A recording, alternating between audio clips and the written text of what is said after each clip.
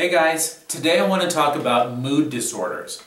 I almost never use the word depression because as soon as I say that, people think they know what I'm talking about, and it's almost never what I'm really talking about. So for example, when I ask people what is the #1 symptom of depression, most people tend to answer sadness.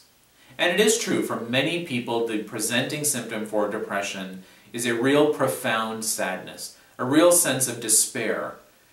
But actually, for many people, that's not even the way depression will present. In particular, for teenagers or men, the #1 symptom of depression may actually be irritability. That feeling of being easily irritated or frustrated. It's where small things become big things. It's where reactions to things are out of proportion to what they should have been. Or it's where reactions last longer than they should have. All of that is irritability or frustration tolerance. And that can be inward as much as outward. So not just irritated by other people, but frustrated really with one's own self more often than they should be.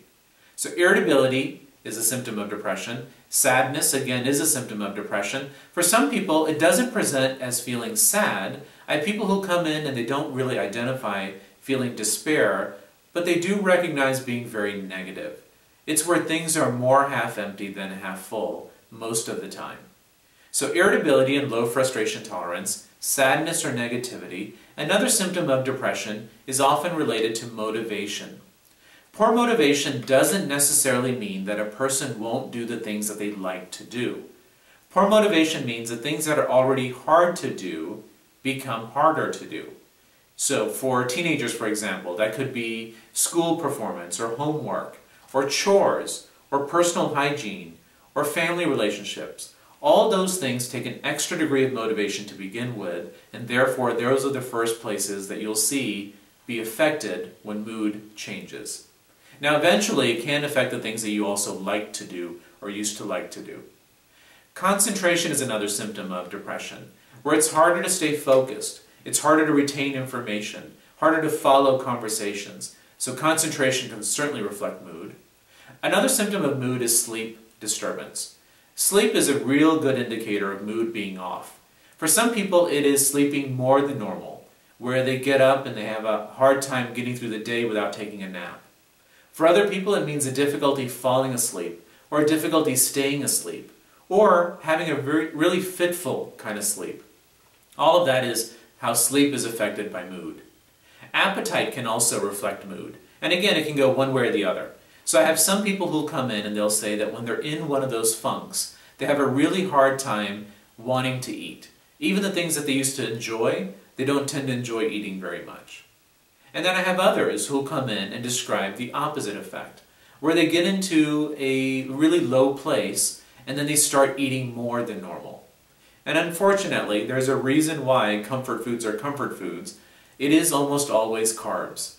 So pastas and potatoes and chocolate and ice cream and breads, those are the sort of things that people will talk about. Energy level can definitely reflect mood. So a person might complain of feeling more tired, fatigued. Energy level is a big one. And then finally, when I talk about depression, people again automatically think about crying spells. It is true that many people who have depression do find themselves being more emotional, more tearful. But I want you to know that it is as much a sign of depression when a person comes in and says to me, I never cry. I feel like I should sometimes, but I never cry. That feeling of being numb or flat, that is often a sign of depression. So quick review. Depression symptoms can include being easily irritated or frustrated.